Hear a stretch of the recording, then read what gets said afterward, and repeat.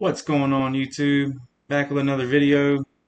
This video is going to be about this guy from my hometown called Brandon Chenevert.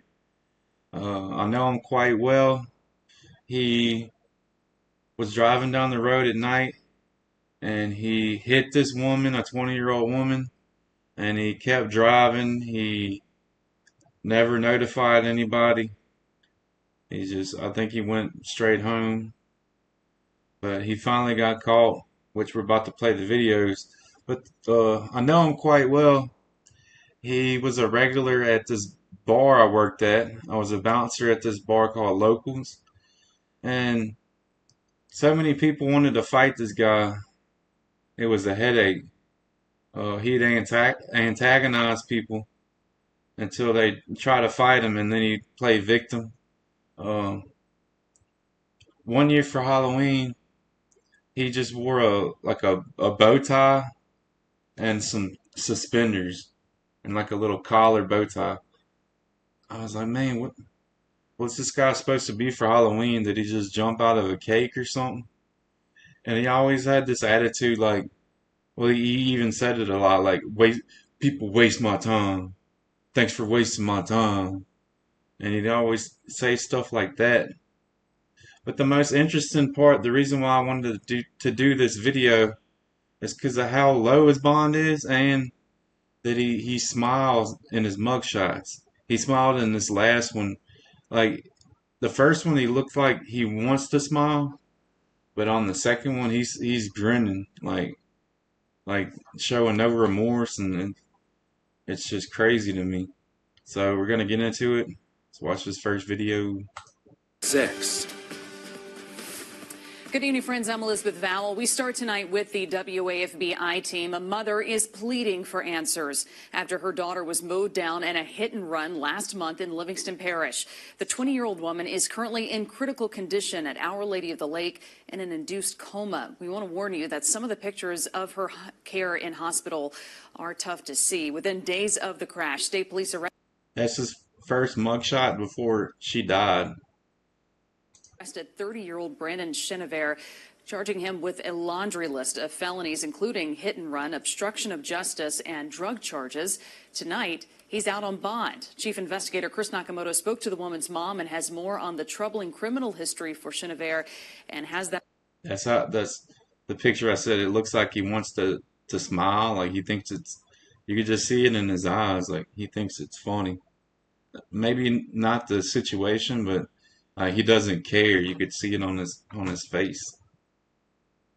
That mother wondering how he got out of jail so quickly. Chris. Good evening, Liz. The I-team found Brandon Chenevert's run-ins with the law date back to 2013 for possession of drugs. As years went on, he was charged with a number of other crimes, including careless operation, DWI, and illegal use of weapons.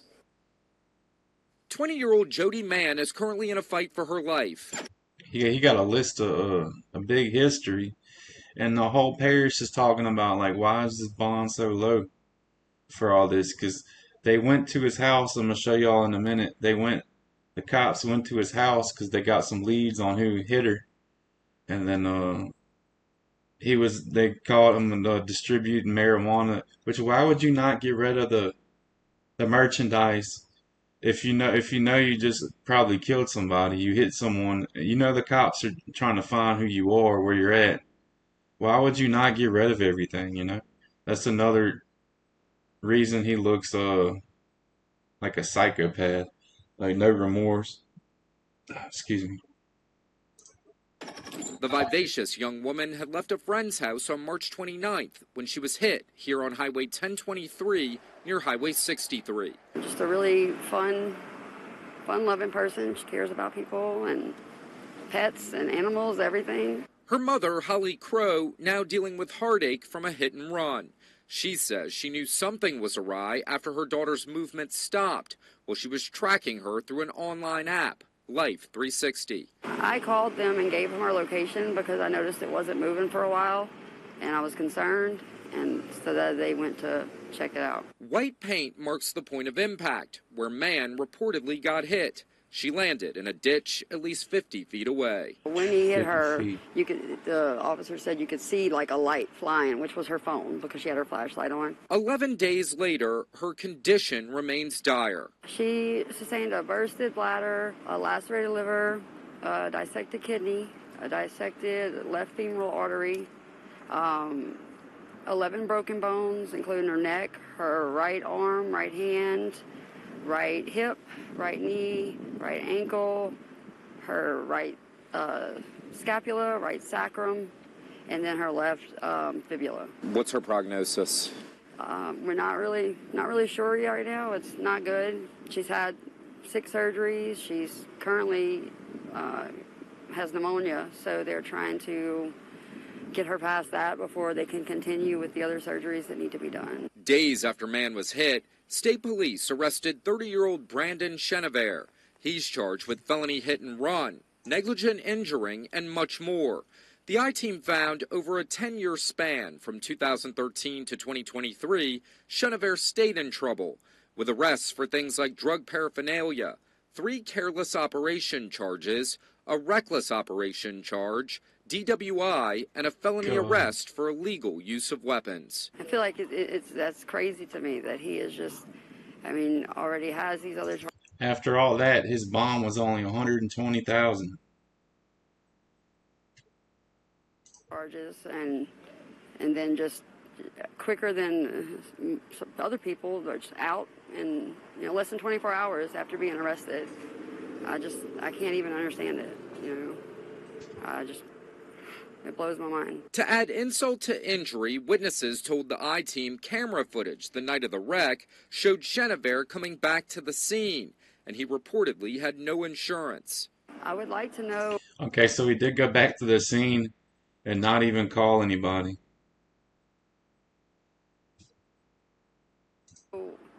If something like this happened to his daughter, what justice would look like for him. He unfortunately bonded out very quick, and it's just, I can't imagine how somebody could do something like that. Just leave somebody there, not even try to help, or even have somebody else call for help or something. I keep playing it in my mind, and I just don't know how somebody could do it. Chenevert posted a $210,000 bond on April 3rd, one day after his arrest. Crow says her daughter is currently under induced paralysis so she doesn't further injure herself. They've set up a GoFundMe if you'd like to help, and we posted all of that information on our website, WAFB.com. For the I-Team, I'm Chris Nakamoto. Liz? Chris, a really tough one there. Thank you.